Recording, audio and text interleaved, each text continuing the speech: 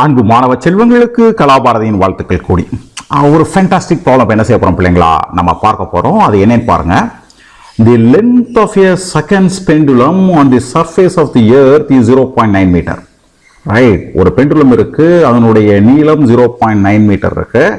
Okay, அது seconds pendulum. அதாவது என்ன அர்த்தம் கேட்டீங்கன்னா, அது ஒரு முறை ஆசிலேட் ஆச்சுன்னா ஓகே, அதை எடுத்துக்கக்கூடிய காலம் ஒரு செகண்ட்.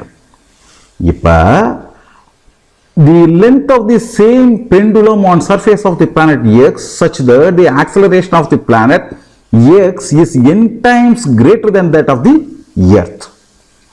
Okay, இதை தமிழில் வாசிச்சுட்டு சார் கருத்து சொல்றேன் பிள்ளைங்களா. புவியின் மேற்பரப்பில் உள்ள வினாடி ஊசலின் நீளம் 0.9 மீட்டர். ஓகே, புவியை போல n மடங்கு முடுக்கத்தை பெற்றுள்ள.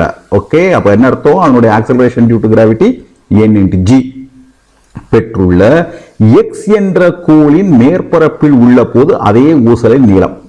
என்ன கேட்டீங்கன்னா, இங்க நம்ம ஒரு பெண்டுலம் வச்சிருக்கோம், அது ஒரு வினாடிக்கு ஒரு முறை ஆசிலேட் ஆகுது, அதனுடைய நீளம் 0.9 மீட்டர்.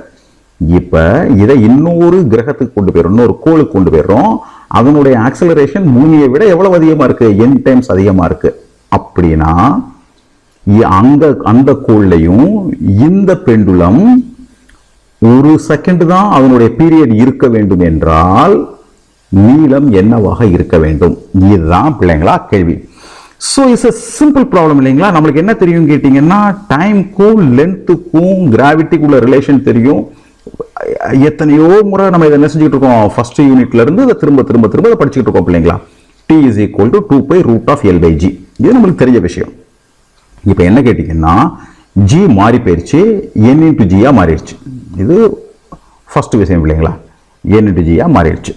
ஓகே, L அப்ப என்னவா மாறும்? சே L டேஷா மாறிடுச்சு நான் வச்சுக்கிட்டேன். L என்னவா மாறிடுச்சு? L டேஷா மாறிடுச்சு. இப்போ என்னுடைய நோக்கம் என்னன்னா, இந்த L டேஷ் கண்டுபிடிக்கணும். ஆனா பீரியட் ஷுட் பி சேம். இந்த டைமும் இந்த டைமும் சேம் தான் என்றால் சிம்பிளா நீங்க இதை டிவைட் பண்ணலாம். 2π என்ன ஆகும்? கேன்சல் ஆகும்.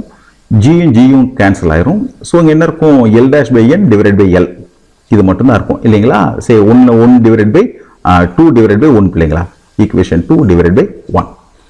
அப்போ முடிஞ்சு போயிடுச்சு. நீங்க ரெண்டு பக்கம் ஸ்கொயர் பண்ணீங்கன்னா L dash is equal to n into L. Right, L எவ்வளவு கொடுத்துருக்காங்க? 0.9. ஸோ L dash எவ்வளவா இருக்கணும்?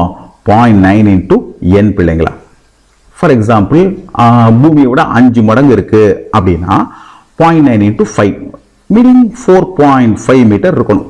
சே n 10 இருக்கு, அப்ப 9 மீட்டர் இருக்கணும். இதுதான் இதுக்கான அர்த்தம் பிள்ளைங்களா. அப்ப இப்ப நம்ம என்ன பார்க்கணும்? இந்த 0.9 n எங்க இருக்கு? இந்த இருக்கு. So A is the correct answer பிள்ளைங்களா. It is so simple.